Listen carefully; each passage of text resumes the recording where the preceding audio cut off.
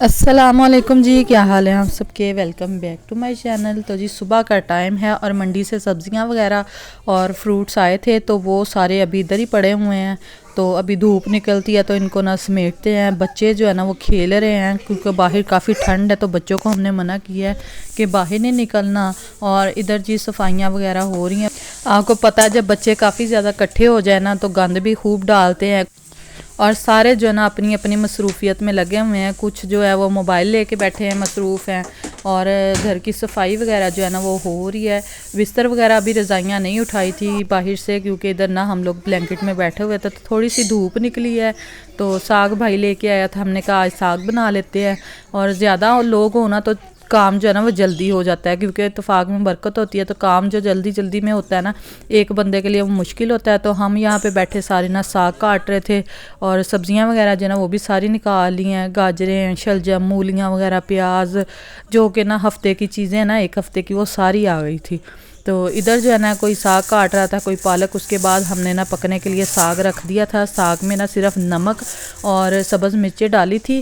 تو ساگ کا حساب جو ہے نا وہ ہم اس طرح سے رکھتے ہیں کہ اگر 4 کلو ساگ ہے نا تو اس میں 1 کلو پالک جائے گی، اور پالک کا آدھا حصہ جو ہے نا وہ میتھی کا جائے گا، اور میتھی کا آدھا حصہ جو ہے نا وہ جائے گا باتھو۔ کچھ لوگ ایسے ہوتے ہیں کہ وہ باتھو نہیں بھی ڈالتے، تو اپنی مرضی ہے، ساگ جو ہے جس طرح بھی بنانا ہے، ہر کسی کا اپنا اپنا طریقہ ہوتا ہے۔ تو یہاں پہ ساگ کو نا ہم نے رات کو چھوڑ دیا تھا پکا کے، اگلے دن نا اس کو گرائنڈ کر لیا تھا۔ تو ساگ جو ہے نا وہ علیحدہ علیحدہ سا ہوتا ہے، تو اس میں تھوڑا سا نا آٹا وغیرہ ڈالنا پڑتا ہے۔ تو ادھر بھابھی جو ہے نا وہ دوبارہ سے آٹا وغیرہ ڈال رہی تھی، ساگ کو پکا رہی تھی، اور ساتھ ساتھ نا گرائنڈ کرتی جا رہی تھی، اور ساتھ ہی نا آٹا وغیرہ ڈال کے نا اس کو پکاتی جا رہی تھی۔ تو پکا کے نا پھر یہ اکٹھا بائنڈ ہو جاتا ہے، ورنہ ویسے جو ہے نا آٹے کا بغیر یہ بائنڈ نہیں ہوتا، تو یہ لازمی ڈالنا پڑتا ہے۔ تو ساگ جو یہ پوری پتیلی بھری ہوئی تھی، تو اس میں نا 1 پلیٹ جو ہے نا وہ ہم نے آٹے کی ڈالی تھی۔ 2-3 دن سے جو ہے نا وہ ہم لوگ گوشت وغیرہ کھا رہے تھے، لیکن آج نا بالکل بھی دل نہیں کر رہا تھا، اور ساگ کا ٹیسٹ بھی اتنا اچھا تھا نا بنا ہوا، اسی طرح سے تڑکے کے بغیر اتنا مزے کا لگ رہا۔ اور آپ کو پتہ ہے کہ گاؤں وغیرہ سائڈ پہ نا کافی اچھا ساگ مل جاتا ہے، سرسوں کا ہوتا ہے نا، تو بڑا اچھا اس کا ٹیسٹ ہوتا ہے۔ تو بس یہ بن گیا، اب اس کے نا تڑکا وغیرہ لگائیں گے، اور دیسی سٹائل سے بھی نا اس کو گھوٹ رہے تھے۔ میں جب پکاتی ہوں نا تو میں اس میں لہسن ادرک وغیرہ بھی پیس کے ڈالتی ہوتی ہوں، اور پیاز بھی ڈالتی ہوتی ہوں، لیکن انہوں نے نا صرف سبز مرچیں اور نمک ہی اس میں ایڈ کیا تھا۔ باقی جو مسالے وغیرہ نا وہ ایڈ تھی، ہم نا جب تڑکا لگاتے نا تو اس ٹائم پہ ایڈ کرتے ہیں، تو میں نے کہا چلو ٹھیک ہے، وہ پھر بعد میں ایڈ کر لیں گے۔ تو میں تو اس طرح سے نہیں بناتی، میں تو سارے مسالے وغیرہ جو نا وہ ساتھ ہی ایڈ کر دیتی تھی۔ ادھر جی مسالے کے لیے پیاز کاٹ لیے تھے، کیونکہ ساگ کو زیادہ کو تڑکا لگانا تھا، اور ساتھ میں لہسن ادرک اور سبز مرچیں بھی تھی، ان کو پیس لیتے ہیں۔ اور پیسنے کے بعد پھر ہم نے ڈال لیا تھا آئل، تو دیسی طریقے سے جو نا وہ ساگ کو تڑکا لگنے لگا تھا۔ تو میرے سے نا ایک سسٹر نے پوچھا تھا کہ آپ نے نا مولیوں کے پراٹھے بنائے ہیں، تو ہمارا بھی کھانے کو دل کرا، لیکن ہمیں گیس بھی بہت ہو جاتی ہے، اس وجہ سے نا ہم لوگ بناتے نہیں ہیں۔ تو جب بھی مولیوں کے پراٹھے بنائے نا اس میں تھوڑی سی اجوائن ڈال لیا کریں، اس کی وجہ سے نا گیس نہیں ہوتی۔ تو ایک پھکی بھی ہے جو نا میں آپ کو بنانا سکھاؤں گی انشاءاللہ بہت جلد، چیزیں وغیرہ میں اس کی لے آؤں تو پھر نا میں آپ کو پھکی بھی بنا کے دکھاؤں گی۔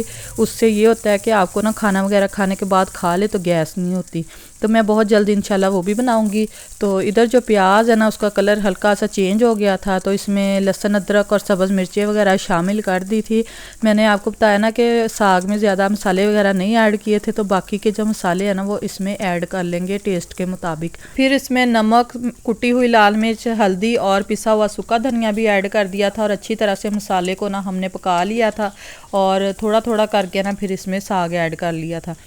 تھوڑا سا ساگ جو ہے نا وہ تڑکے کے ساتھ پک گیا تھا، اس کے بعد میں نے باقی کا ایڈ کیا تھا، کیونکہ شام کے لیے بھی یہی ہم نے کھانا تھا۔ ساگ جو ہے نا وہ زیادہ ہم نے تڑکا لگا لیا تھا، کیونکہ مسالہ جو ہے نا وہ بھی زیادہ تھا کافی، تو ساگ کو بھی زیادہ کوئی لگا لیا تھا کہ شام تک جو ہے نا چل جائے گا۔ تو 5 منٹ کے لیے اس کو دم والی آنچ پہ رکھ دے، تاکہ مسالہ اس کے اندر اچھی طرح سے مزیدار سا دیسی سٹائل میں ساگ ہمارا بن گیا تھا۔